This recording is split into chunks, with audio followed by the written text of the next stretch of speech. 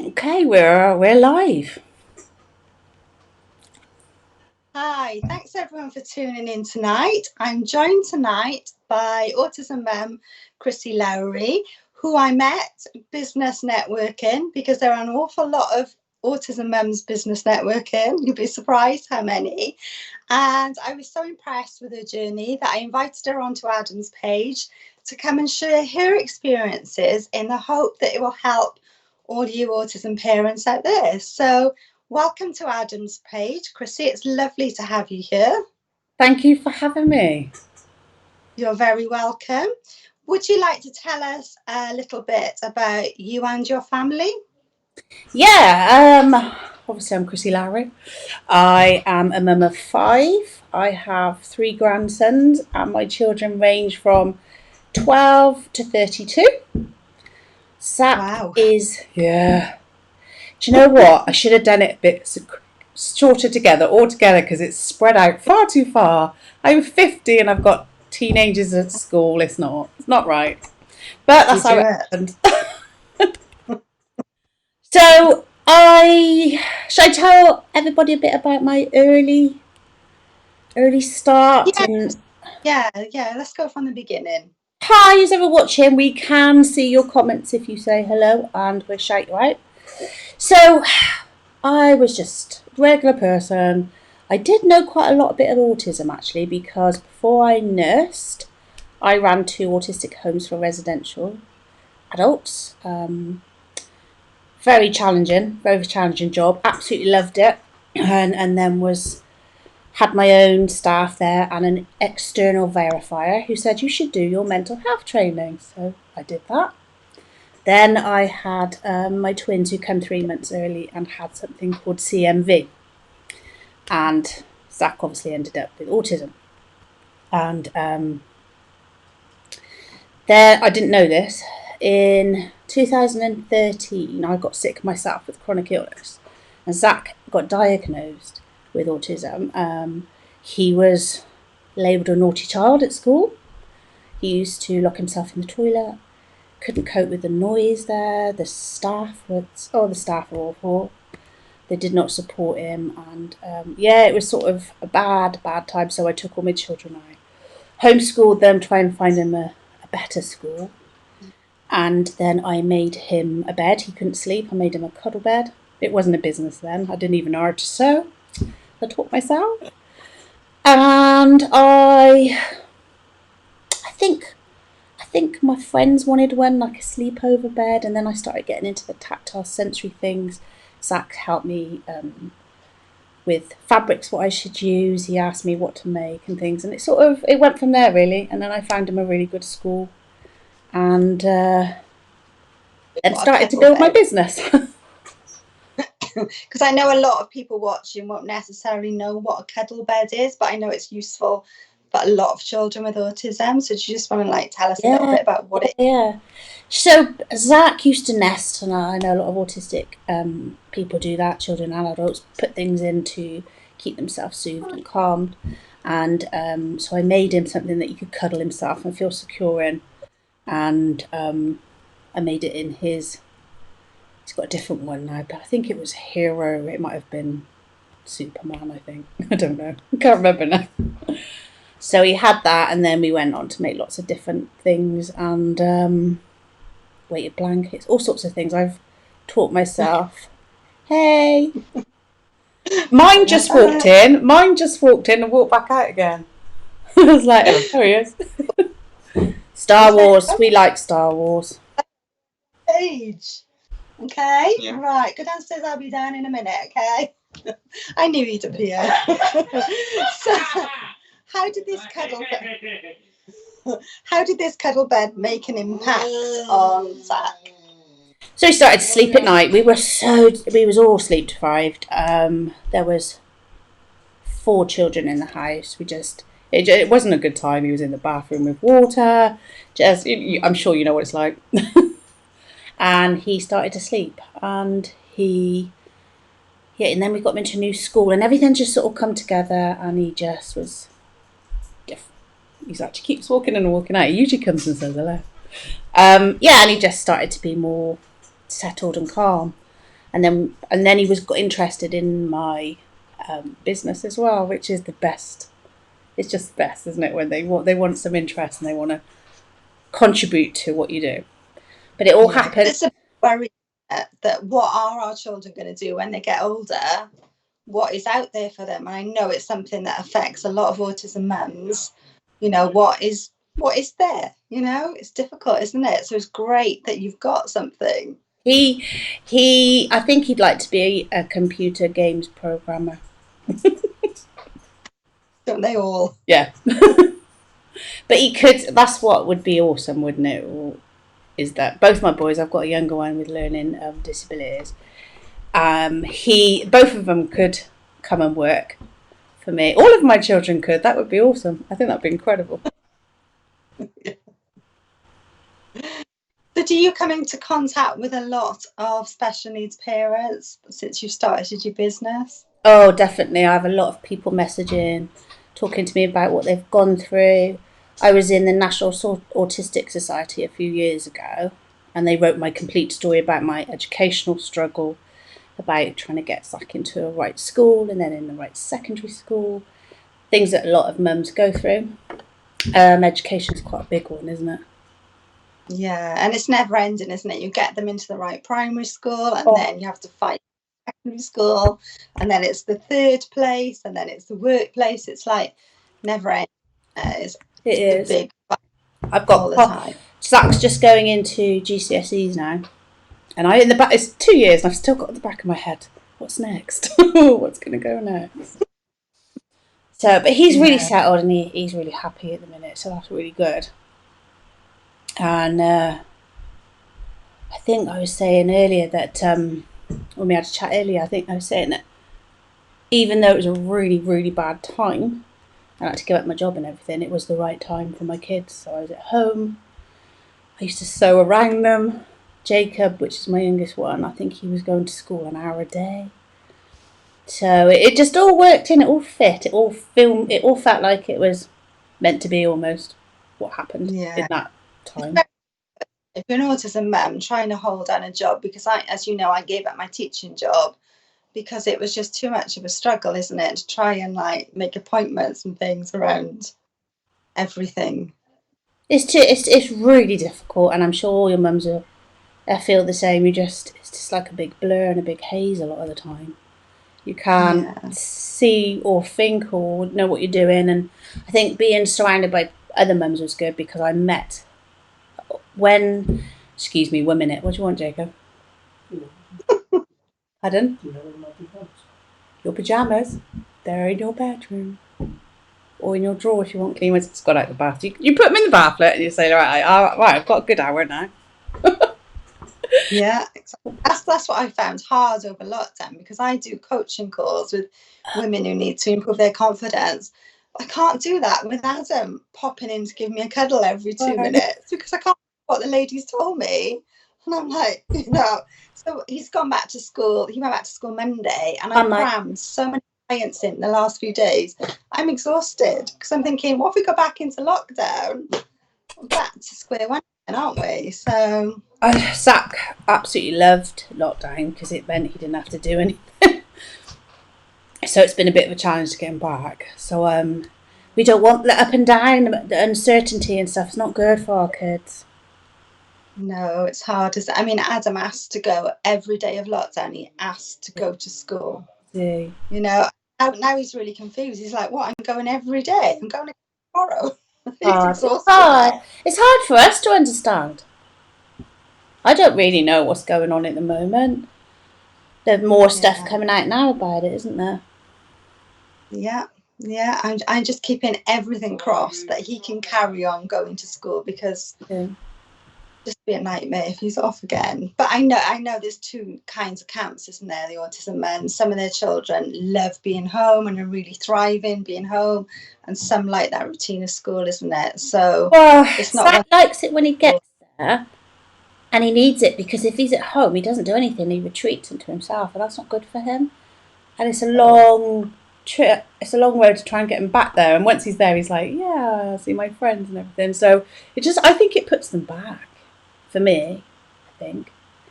It's difficult.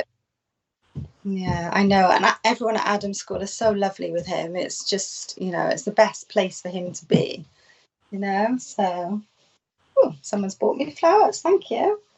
Oh, I'm throwing them on the floor, as they do. yeah, chuck a bit. So you have any words of advice to other autism mums? Is there anything that you'd like to say? Anything from your experiences? Anything that you've learned that you'd like to share with them? As in a mum or a business mum or... Let's go for mum first, because like I would say that you need to fight for everything. Oh, It's yeah, not that's I'm exactly what I was going to say. sure, your child's got a difficulty, the doctors would do everything to help, speech therapy would do everything, and it's not like that, is it? You have to fight for every single thing you want. Absolutely, So yeah, that totally agree with you, Rachel. It's just a big fight, but it does get better, and it does change. The difficulties change. So Zach's now in secondary school. He's just coming into his GCSEs, and I'm starting to worry about college. So it does change, but yeah, you have to fight. And I've been fighting since he was.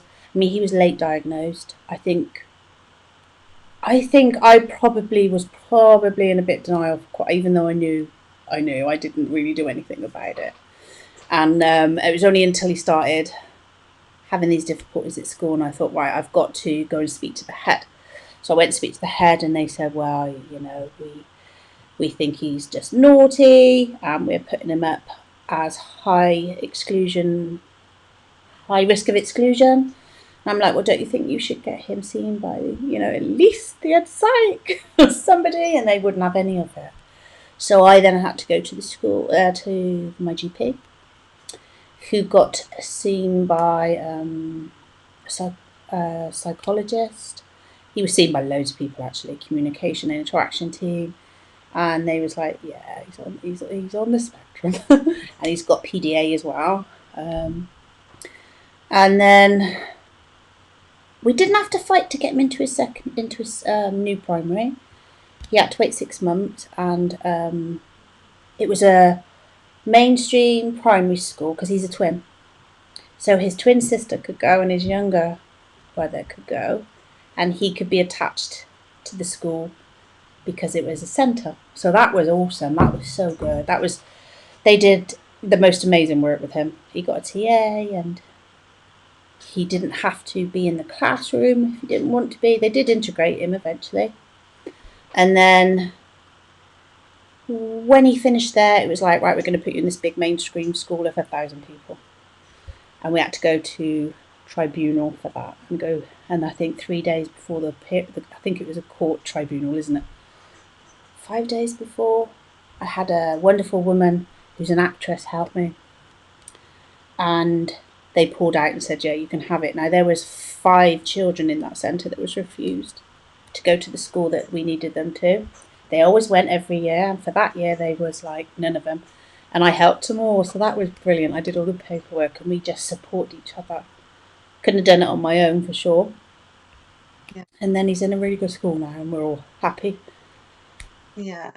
Apart from COVID, obviously, which is out of our control, but You mentioned your health, and I'm really passionate about mental health for special needs mums because we go through so much worry. I mean, we're constantly worried about the next phase.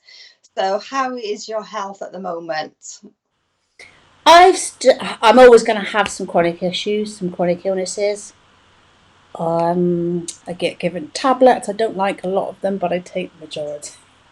Uh, I'm working on different things, but some is never going to change. So, like I said, but we just get through it, don't we?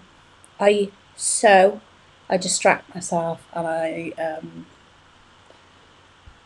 get into my business a lot. That helps me because I'm a crafter, and I think crafting can get you through. I believe, crafting can get yeah. you through anything.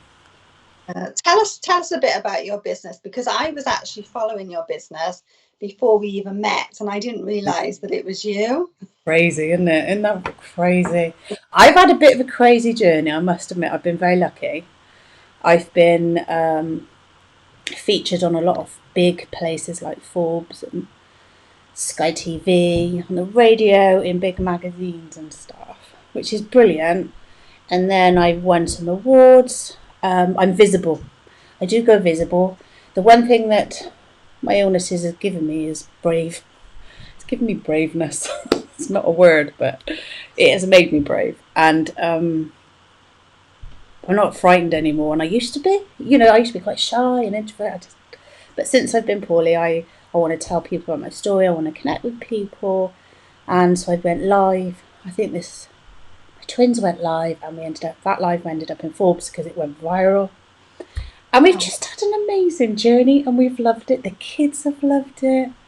We all worked together, like I said, and won all these awards. And last year I wrote a book, and I sell in Theo Pavitas' shop, which is one of the awards I've won. And it's just been going on and on. And then I set up my own marketplace, a bit like Etsy. Have you heard of Etsy? Yes, I have, yeah. Last year, and we're just having that revamped, and we'll be launching it again. Fingers crossed this week. I don't know if it will be, but say it so matter-of-factly. I mean, what you've actually achieved is amazing. Just to appear in Forbes and things, you have a really successful business, and you've done that around all your children, your health problems. I think you're amazing.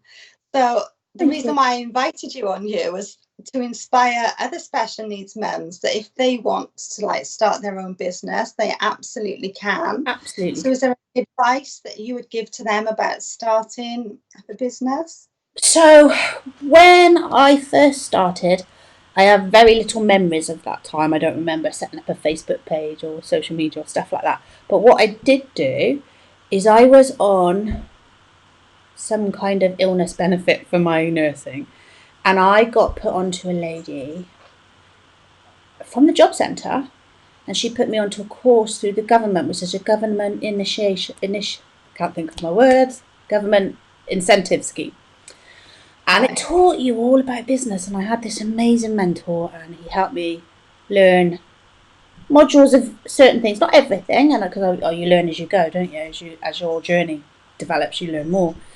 But he gave me the foundations to set up that business, and I put a lot in that in the book, actually. So if you are looking at setting up a business, you can get my book, and even it doesn't have to be a crafting business. It just gives you some little tips like what to do on Twitter, what to do on Facebook, websites, all that sort of thing, because there's so much to learn, as you all know. Yeah, social media, you can get lost in that for hours and hours, isn't it? People don't realise how much work goes into posting constantly on social media. Yeah, where to post, when to post, what to post, lives people Facebook like, what Facebook doesn't like, and it's a lot to learn. And but like I said, it's given me something to do and something to live for. I know that sounds weird, but it does, because I lost my team of nurse friends. I lost I lost a lot of people when I got sick. Couldn't go out. I think I was about a year bedbound. So it gave me a reason to keep going, and it's just evolved. And I think, like I said, things are supposed to happen, aren't they? Woo-woo, but I think so. Yeah.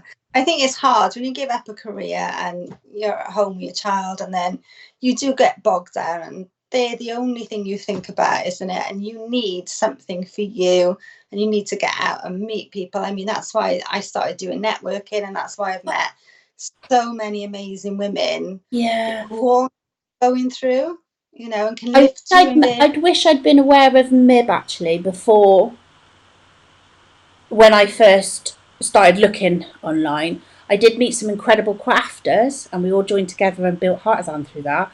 But I think MIB's completely different, because you've got a plethora of people, haven't you? You've got everyone's knowledge in it. I'm new to it, as you know, and it's my exciting new thing. But it's amazing, incredible.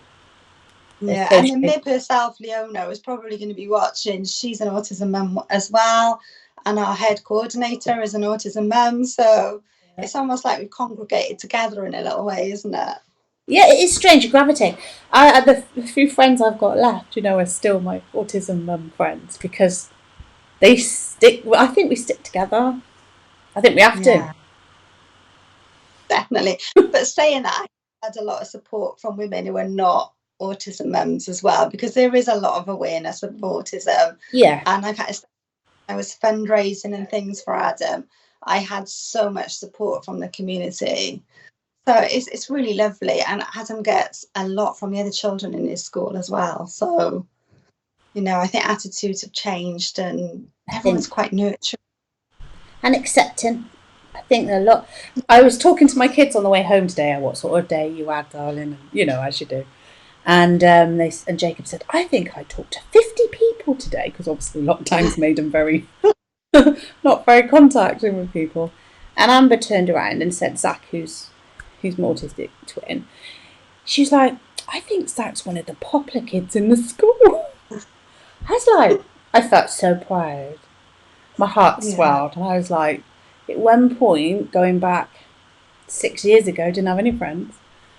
You know, he had all these issues, didn't want to go to school, used to cry, and it's just like, didn't sleep. The difference is just like, oh, he's got lots of friends. That's amazing, isn't it? A lot of credit needs to go to the staff in schools as well, because they were always encouraging the other children to look out for Adam and to nurture him and encourage him. And that has gone through to secondary school. And I was actually told by the ed psych that Adam shouldn't go to mainstream secondary school because he is going to be bullied. And she actually said that to me. It's cruel sending him there. And it's been the exact opposite. If we go for a walk, he knows loads of the teenagers around. And they're lovely kids. They're lovely kids, aren't they? Yeah, but yeah, there's a lot of attitudes I think that need to change. Yeah. But slowly going. It's slowly. Yeah, in other areas they need to change, but it's not the school staff and the children. No, Zach's obviously when his first year was quite difficult for him because he had to adapt to new people and new routines. Is very different, isn't it? Primary to secondary. Secondary's huge. Yeah. But yeah, he's been very lucky to have some really good teachers and support in his. Yeah. I forgot what they call it. Learning suite. That's what they call it. Yeah. Well, it's nice to end on something really positive, isn't it? Because we've both been through it. We've both come out Here he is. Side. There's lots of gonna positives. Have to say hello to you, Rach. Hi, Zach. You right? So he's had a bath, so he is dressed. No, I don't have that yet. Oh, you found your pajamas? Yeah. Got his bottom half on, not his top. He actually. What's it like? Cool. Good. Yeah, good. Yeah. You're getting tired, ready for the weekend now. He is tired, aren't you? You have been tired. You're not ready for the weekend. You're going out with your girlfriend on Saturday. Yeah, I guess that's a point. Wow. Where are you going? Warehouse. Nice. Yeah, what were you talking about, Mum? Oh, we were just talking about you and cuddle beds and how different things are since you was at primary school, the first primary school, and how well you've done and how happy you are now. Okay. I knew he'd come on. Bye. That's a nice way to end. So, thank you so much for talking to me. Are you going to drop your links for your businesses and your book in the comments for anyone to be able to? Okay, that'd be lovely. Thank you. Okay, so thank you so much. Thanks for having me. What day on Wednesday. I keep saying to the kids, what day is it? I keep thinking it's Thursday, but it is Wednesday. So have a good rest of the week, everyone. Thank you for watching us, and thanks for having me. Yes, thank you so much.